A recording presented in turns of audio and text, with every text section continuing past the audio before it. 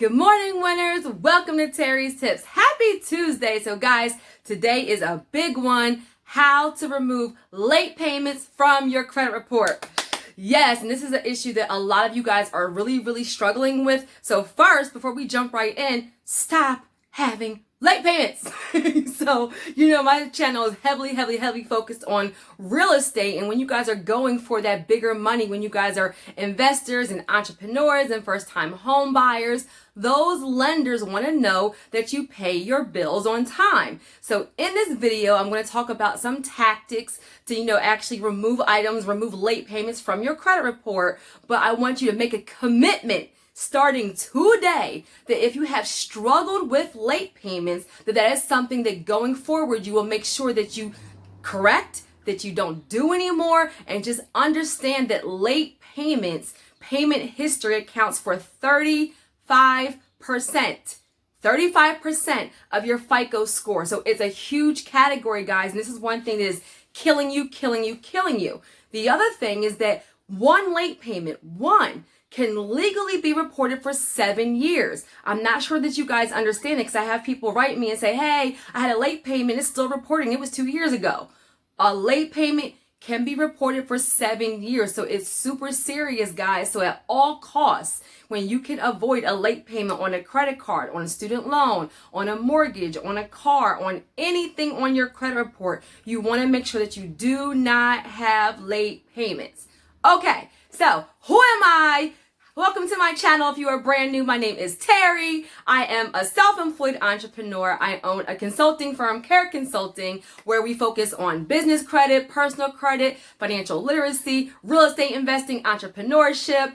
I am heavily focused on real estate, and I started my channel so I can start to educate people, better education, real education, because I find there's a lot of inaccurate information out there, a lot of watered down information out there. And so the purpose is to kind of empower you, to train you, to give you good, solid information so you can make better choices moving forward, and so that you can leverage your credit to build wealth, okay? And I would love for you, please subscribe, like, share, comment, hit the notification button. That way you know when I post new videos, because these videos are free tips every Tuesday and Thursday to help you. All right, so let's jump right in. Late payments. So number one, let's talk real quick about some things you can do to avoid having late payments. Guys, if you are just so super busy, or some of you guys have 10, 15, 20 credit cards and you guys are missing payments just because you just forgot, start putting your bills on auto pay.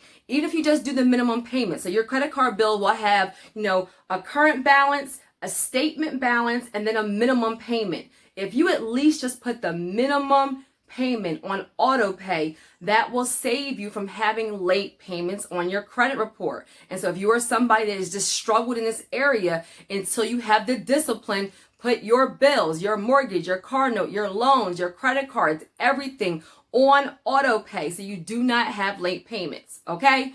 The next thing is also understand that legally a creditor cannot report you to the credit bureau as late until you are 30 days late. So that's important. So if you have a credit card bill and it is due on the 15th of the month, if you pay it on the 20th, you are late in that creditor system, but you are not reported late to the credit bureau. You are not reported late to the credit bureau until you are 30 days late or more. That's important to remember. And so sometimes you guys may still have an opportunity to save it and maybe possibly not have it late. Sometimes even if you pay it on the 29th day or the 28th day, I don't want you guys to kind of use that as a crutch and kind of get, used to kind of making it, kind of stretching the limit. But just know sometimes if you're struggling, if there's really a hardship, if, something has happened, you do have a little bit of wiggle room. So 30 days late, and mind you, in the creditor system, you are late, they can charge you a late fee, but you're not reported late to the credit bureaus until you are 30 days late, okay? The next thing, another kind of tip for trying to not get late payments, not get in that situation in the first place, is to even change your due dates, guys. So some of you guys are getting late because you have bills due on the 1st, the 2nd, the 3rd, the 15th, the 10th, the 18th, the 21st, and it's all over the place. Some creditors will allow you to kind of just change your due date one time, where you can maybe have 5 bills due on the 1st, 5 due on the 15th, 5 due on the 25th. And now it's easier for you to manage. Change some of your due dates to all be due around the same time, maybe around your paychecks. That's something I hear from you guys a lot. Like, hey, my bills are due, but I get paid on this date and I forget. And listen, make the adjustment because it's too important for your credit for you to keep on having new late payments. And then the last thing is, guys, put reminders on your calendar if you need to. I don't care if you make an Excel spreadsheet. Like, I'm old school, right? So I need to see things. I don't care if you need to make a grid of all of your bills and all of your due dates and put it in your office, put it in your bedroom, put it in your bathroom. I don't care until you get the discipline, until you get in the habit, until you get in the behavior of knowing when all of your bills are due and paying them all on time. If you need that visual, do what you need to do, guys. This is serious because this is how you're going to build your wealth and build your legacy. You have to start with tackling not having late payments and having good payment history. If your bills are due on the 15th of every month, put a reminder on your calendar the 13th of every month.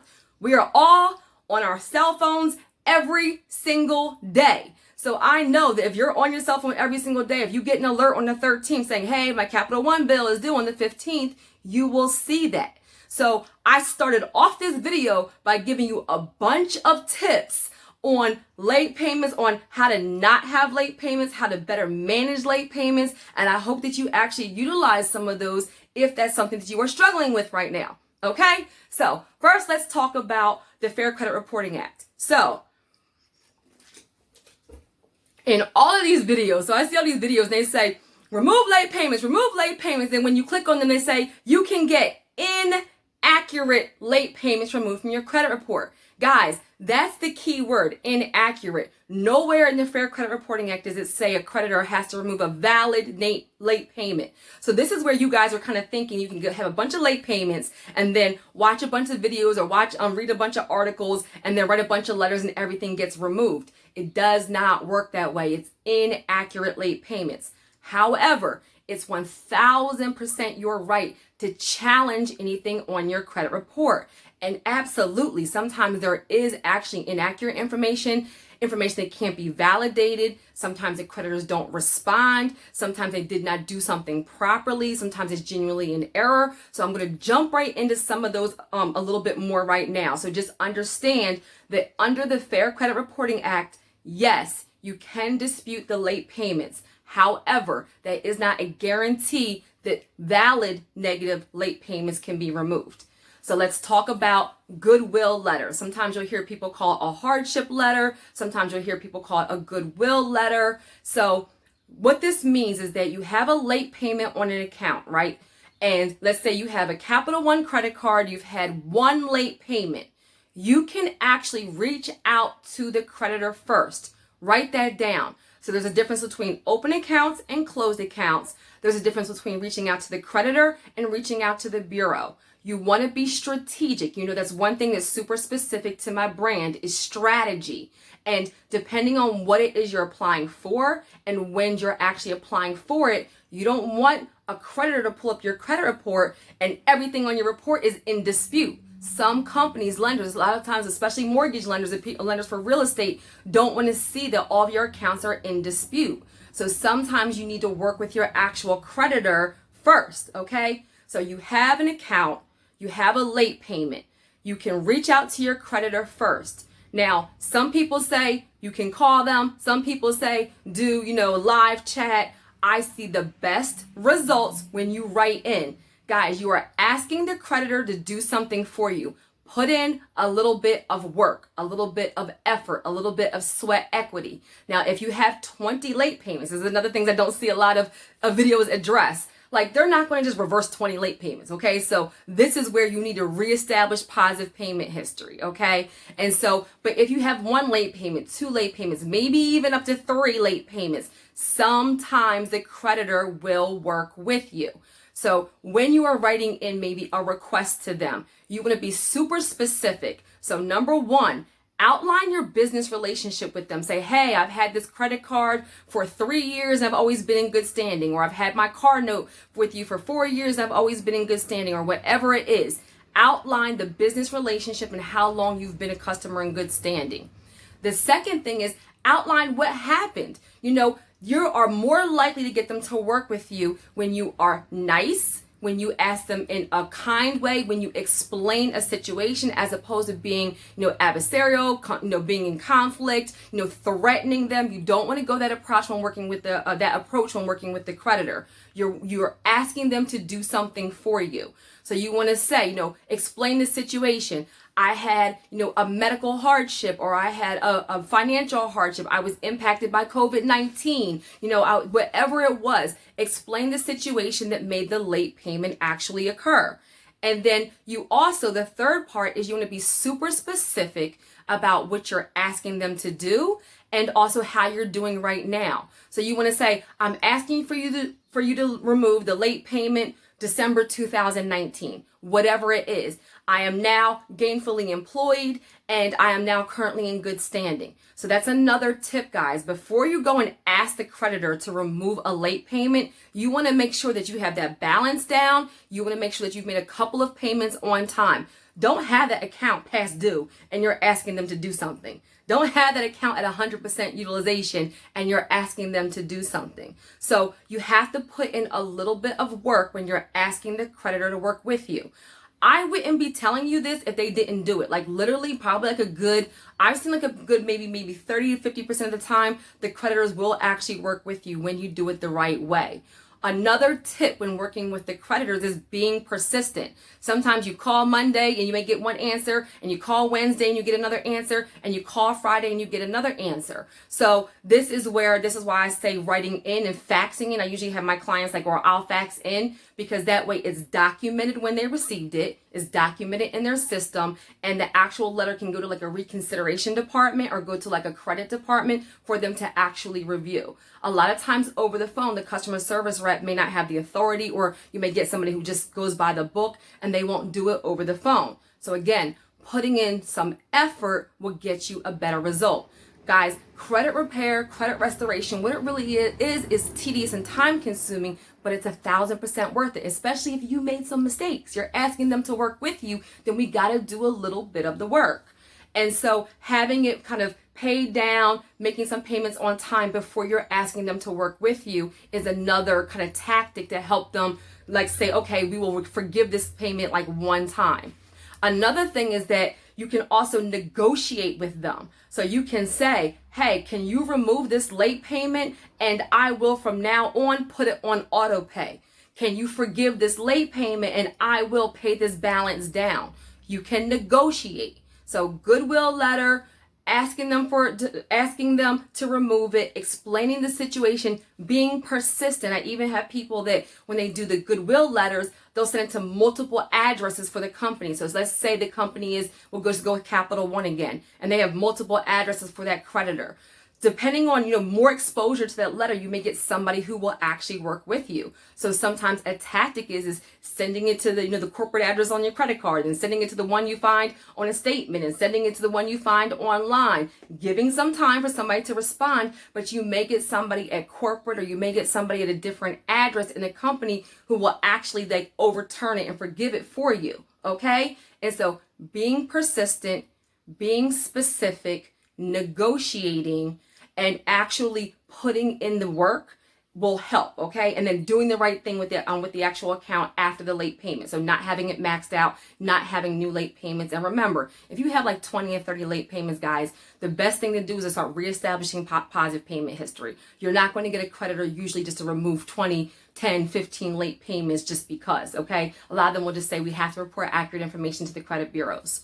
So let's talk about disputing it with the credit bureau. So guys, you have to be careful with this. And I mean it, because sometimes, let's go with the same thing. You have a Capital One credit card. You have 5 years of payment history. It has one late payment. And so yes, it's hurting you, but you guys are super aggressive. You've been watching all these videos, and you got you're disputing it with the credit bureau, and the entire account gets deleted. Not the late payment. The entire account gets deleted, and you actually needed that account. Maybe you only had 2 credit cards, and your score tanks because now 5 years of payment history, positive utilization, open or available trade line was removed. So sometimes, you guys, this is where I talk again about strategy, are kind of just doing things without thinking about the pros and cons. Strategy, how to do it with the best case and worst case scenario, and then end up doing something that hurts you even worse. And then now you can't get that thing added back on, like it's gone. And so this is where if it's your open available credit, a lot of times it's better to try to work with the creditor. If it's an account that is closed, then a lot of times you want to go with disputing it with the actual credit bureau. Now, when you're disputing it with the credit bureau, guys, all it is literally, it's like law. Think about it like law. It's about verifiable information. It's about burden of proof. All it means is that you're saying underneath the Fair Credit Reporting Act that you feel the information is inaccurate, unfair, outdated, unverifiable, and you are asking the bureaus to verify it. And so when you're disputing it in, be specific about the account you're disputing, be specific about what you're disputing, and then make sure you always dispute with all three credit bureaus. The credit bureau will reach out to the creditors and ask them to verify the information. Now, when they respond back, a couple of things can happen. Number one, they could not respond at all, and you may get the entire account deleted, right? Number two, they can respond back and they can update the information. So you may get a more favorable update, and that may actually still be a win for you.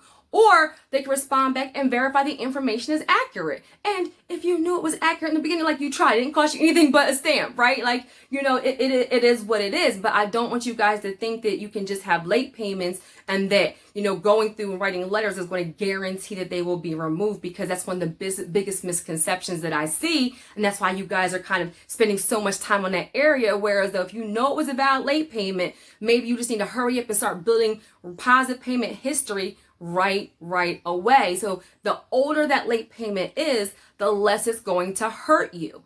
And so also remember, guys, as a tip, if you have credit challenges, and let's say you want the bigger money, so you're going for a business loan, you're going for an investment loan, you're going for a real estate loan, you're a first time home buyer, you know, I know my audience, so that is a heavy amount of the clients who, you know, I work with, then don't start working on your credit in June and you want to apply for some $200,000 in August. Like, if you know you have things like late payments, then give yourself 6 months, give yourself 12 months. That way, while you're working on your credit, you can actually add new positive trade lines and build up positive payment history. That way, by the time you get to actually applying for the mortgage, you actually qualify because you've built up positive payment history while working on your credit. Okay, so it's the combination of building up the positive and suppressing the negative.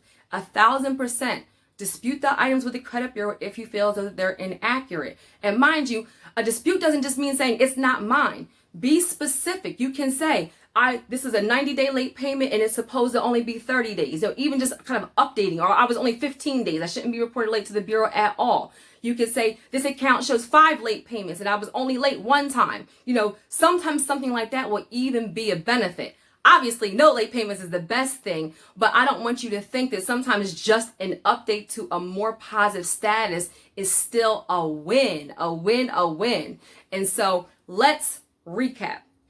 I gave you some tips in the very beginning about, you know, how to not have late payments, you know, auto pay, you know, making, understanding that you're not late until your 30 days. Understanding to put reminders on your calendar, you know, making an outline of your bills until you get that principal, even like changing your due dates and so that you can manage it a little bit better. Not having late payments is 35% of your payment history. We talked about goodwill letters. Yes, you can call. Yes, you can do live chat, but you usually get a better response if you write in or if you fax and put it in writing to them. And I outlined for you some key ways to kind of ask them the right way to do it and how to kind of outline what it is you're asking for, and then being persistent with it, and sometimes even contacting multiple kind of entities within that company to kind of get you a better result.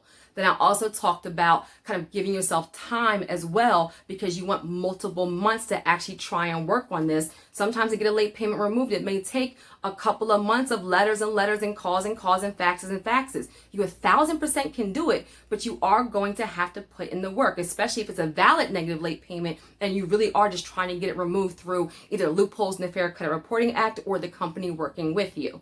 Now, obviously, if it's a late payment, it's a legitimate error. A billing error, a car accident, you know, insurance company was supposed to pay something. If you have proof, You can always write a dispute into the credit bureau and give them your proof. You can write a dispute into the creditor and give them your proof. So if there's a legitimate situation, guys, give them your proof. Tell them what happened, because many times that will cause the late payment to be removed. And just understand that one late payment, can drop your credit score up to 100 points. So I want you guys, like, within the last 12, 24 months, no matter what, no late payments. That is how you really are going to build a solid credit history. That's how you're going to qualify for the bigger money. And that's how you're going to be able to transition into business credit, right? Because I need you to be a 680 on all 3 reports. Amen. So guys, I hope that was helpful for you. I try to be really super transparent and give you the real deal. And I would love for you, like, share, comment, subscribe, share this information with somebody so they can have good information, stop wasting their time writing a bunch of letters when they need to actually start rebuilding their payment history. And then, I hope that you guys have a super blessed day. And I'm looking forward to celebrating so much more of your success.